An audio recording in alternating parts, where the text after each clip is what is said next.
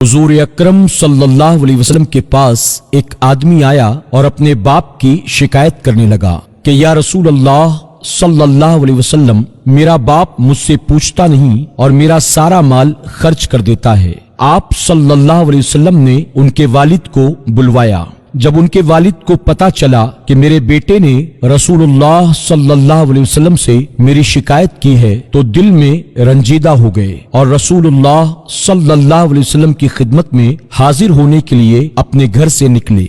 चूंकि अरब की घुट्टी में शायरी थी, तो रास्ते में कुछ अशार जहन में कहते हुए पहुंचे। इधर बारगाह रिसालत सल्लल्लाहु अलैहि वसल्लम में पहुंचने से पहले हजरत जिब्राइल अलैहिस्सलाम हुजूर अकरम सल्लल्लाहु अलैहि वसल्लम की खिदमत में हाजिर हुए और फरमाया कि अल्लाह रब्बुल इज्जत ने फरमाया है कि इनका मामला बाद में सुनिएगा, पहले वो अशार सुने जो वो रास्ते में सोचते हुए आ रही हैं। जब वो बूढ़े सहाबी हुजूर अकरम सल्लल्लाहु अलैहि वसल्लम की बारगाह में हाजिर हुए, तो आपने फरमाया कि आपका मसला बाद में सुना जाएगा, पहले वो अशार सुनाइए जो आप रास्ते में सोचते हुए आई हैं। वो मुखलिस सहाबी थे। ये सुनकर वो रोने लगे कि जो अशार अभी मेरी जबान से अदा भी नहीं हुए, मेरे अपने कानों ने अभी उसे सुना भी नहीं, कि अल्लाह तबारक ताला ने वो सुन भी लिया और अपने महबूब सल्लल्लाहु अलैहि वसल्लम को बता भी दिया।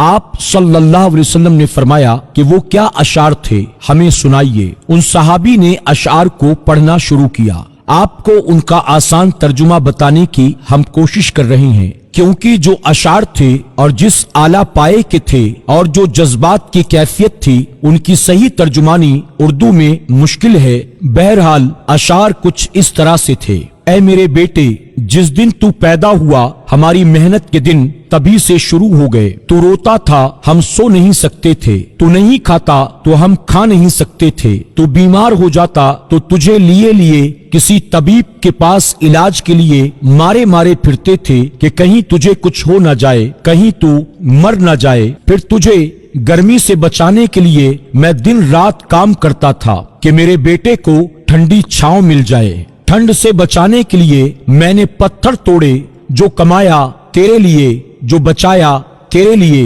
तेरी जवानी के ख्वाब देखने के लिए मैंने दिन रात इतनी मेहनत की कि अब मेरी हड्डियां तक कमजोर हो गई हैं, लेकिन तू कड़ियल जवान हो गया है।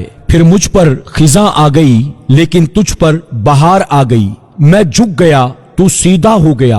अब मेरी ख्वाहिश और उम्मीद पूरी हुई कि अब तू हरा भरा हो गया है। चल अब जिंदगी की आखिरी सांसें तेरी छांव में बैठकर गुजारूंगा। मगर ये क्या, जवानी आते ही तेरे तेवर बदल गए, तेरी आंखें माथे पर चढ़ गईं। तू ऐसे बात करता है कि कोई गुलाम से भी ऐसे नहीं करता। फिर मैंने अपनी सारी जिंदगी की मेहनत को झुठला दिया।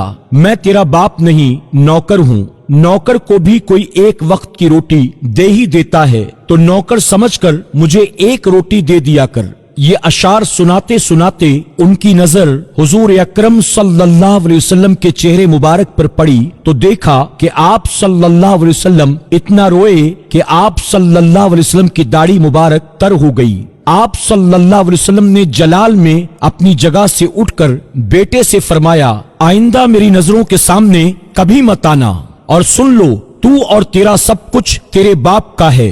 तू और तेरा सब कुछ तेरे बाप का है। तू और तेरा सब कुछ तेरे बाप का है। आपसे गुजारिश है कि फेसबुक पर हमारे पेज प्यारा दीन को फॉलो करें, लाइक करें और शेयर भी करें। यूट्यूब पर हमारे चैनल प्यारा दीन को सब्सक्राइब करें।